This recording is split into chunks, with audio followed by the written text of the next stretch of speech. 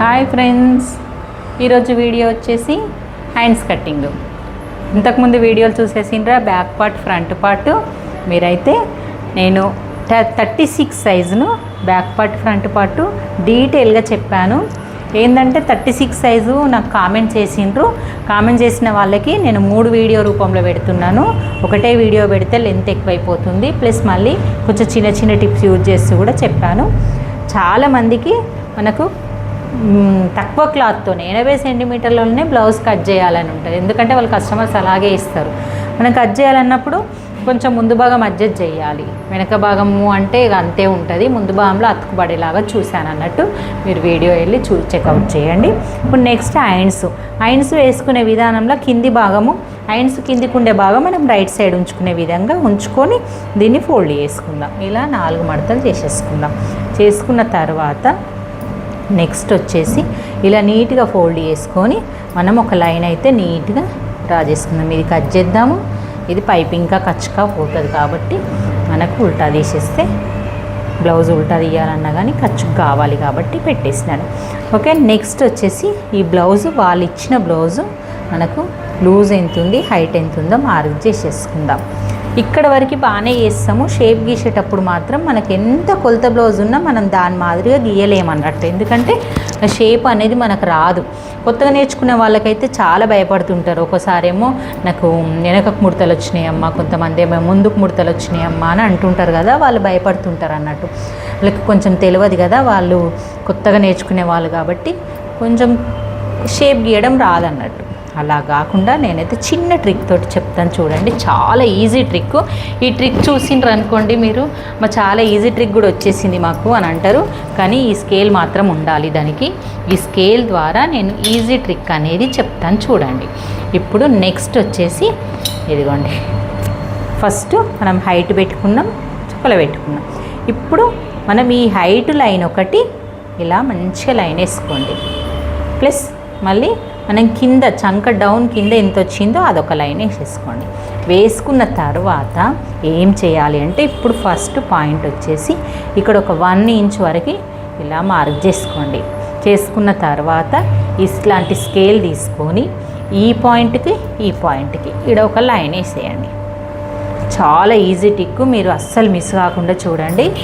తర్వాత నెక్స్ట్ ఏం చేయాలంటే మనకి టేప్ ఉంటుంది కదా, టేపును ఇలా పెట్టేసుకొని దీన్ని డబుల్ ఫోల్డ్ చేయండి. నేను చాలా వీడియోస్ పెట్టినాను.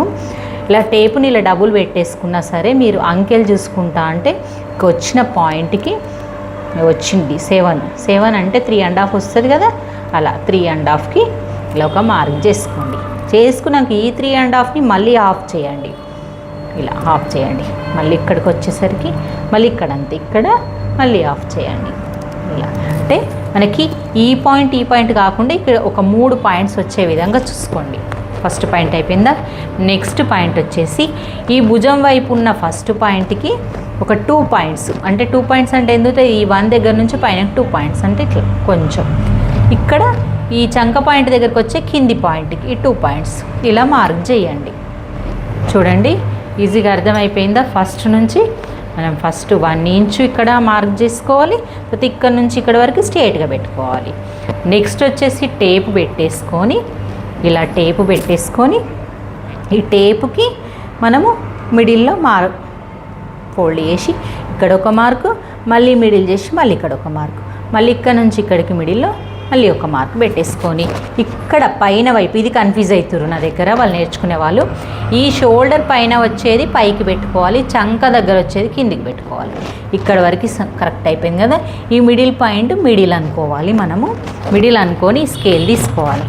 ఈ స్కేల్ తీసుకొని వాడడం కూడా టెక్నిక్ కావాలి మనకు. ఈ మిడిల్ పాయింట్ బేస్ చేసుకొని మిడిల్ పాయింట్ దగ్గర ఆగి కింది పాయింట్కి ఈ పాయింట్ కలుస్తుందో చూసుకోవాలి. కలవకపోతే స్కేల్ని ఇలా అనుకోవాలి, ఇలా జరుపుకోవాలి. మనకి ఎక్కడ పాయింట్ దగ్గర కలుస్తుంది. ఇక్కడ స్కేల్ మీద కూడా ఇంచెస్ ఉంటాయి కదా, అవి తెలుసుకొని చూసుకోండి. నేను ఈ స్కేల్ మీద ఫస్ట్ది కాబట్టి మనకి ఇంచెస్ ఇవ్వలేడు. ఈ మధ్యకాలంలో దాని మీద కూడా పాయింట్స్ ఇస్తున్నాడు. నెక్స్ట్ స్కేల్ ఇలా తిప్పి ఇలా తిప్పండి, అంటే అవుట్ సైడ్ అన్నట్టు తిప్పి మళ్ళీ ఇలా పెట్టండి. మళ్ళీ ఇది కలుస్తుంది, ఇది కలుస్తలేదు అంటే స్కేల్ ఇలా జరుపుకోవాలి. జరుపుకోవడం వల్ల మనకు కరెక్ట్ కలుస్తాయి. చూడండి, మీకు క్లియర్గా అర్థమైపోయిందా? ఇలా రావడం వల్ల మనకు అస్సలు చేతికి ముడతలు అనేటివి రావు, చాలా బాగా వస్తుంది. మనం ఒక్క పాయింట్ గుర్తుంచుకోవాలి, టేపును పెట్టుకొని మిడిల్లో మనం ఫోల్డ్ చేసే విధానం, టేపు పెట్టి మనం మిడిల్ ఫోల్డ్ చేసే విధానం గుర్తుంచుకోవాలి. టేపు ద్వారానే మనకు కరెక్ట్గా వచ్చేస్తుంది. ఓకే, షేప్ ఇప్పుడు మనం గట్టిగా డ్రా చేసుకుందాం. చూడండి ఎలా వచ్చిందో. మనం అసలు నార్మల్గా ఎంత బోటిక్ స్టైల్లో మనం ఎంత ట్రైనింగ్ అయినా ఈ షేప్ కరెక్ట్గా రాదు, మనకి ఎక్కడో పొరపాటు అవుతుంటుంది. ఈ పొరపాటు కాకుండా మనకు చంకబట్టలు వాడకుండా కరెక్ట్గా నీట్గా ఎంత బాగా వచ్చిందో చూడండి. ఇక్కడ కొంచెం పీస్ పడితే పైన క్లాత్ కాబట్టి వేసుకోకుండా ప్రాబ్లం ఏం కాదు.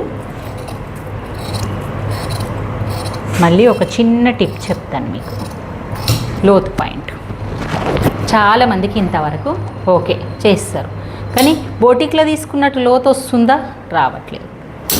లోతు కూడా చెప్తాను, చిన్న ట్రిక్ లాగా లోతు చెప్తాను చూడండి. అస్సలు వీడియో స్కిప్ చేయకండి, పూర్తిగా చివరి వరకు చూడండి. లైక్ చేయండి, షేర్ చేయండి, మరి కామెంట్ చేయండి, వేరే వాళ్ళకి యూజ్ అయ్యే విధంగా పంపించండి. నెక్స్ట్ ఇది ఓపెన్ చేసుకొని మనం ఏదో ఇట్లా టూకాకి ఇక్కడ 1 ఇంచ్ ఇక్కడ 1 ఇంచ్ అని చెప్పేసి మనం మార్క్ చేసేసుకొని క్లోత్ కట్ చేసుకుంటాం. ఆ ట్రిక్ కాకుండా మనం మిడిల్లో మాత్రం ఎంత పెట్టుకోవాలి, ఈ మిడిల్ గుర్తుంచుకొని ఒక హాఫ్ ఇంచ్ కంటే కొంచెం పెట్టుకొని ఈ పాయింట్ని మనం ఈ బేస్ వేసుకొని ఇగో ఇలా కలుపుకోవాలి. ఇక్కడ మనకు ఒక 1 ఇంచ్ ఉండే విధంగా కలుపుకోవాలి, ఫోల్డ్ చేసుకోవాలి. ఇలా ఫోల్డ్ చేయండి. చూడండి ఎంత బాగా వస్తుందో.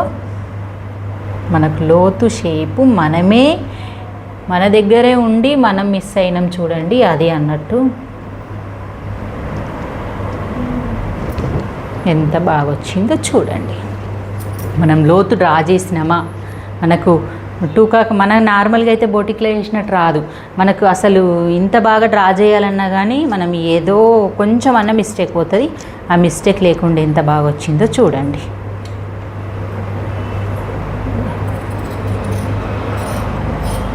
ఇలా కట్ చేసుకొని అప్పుడు దానికి ఎంత బాగా వచ్చిందో చూడండి.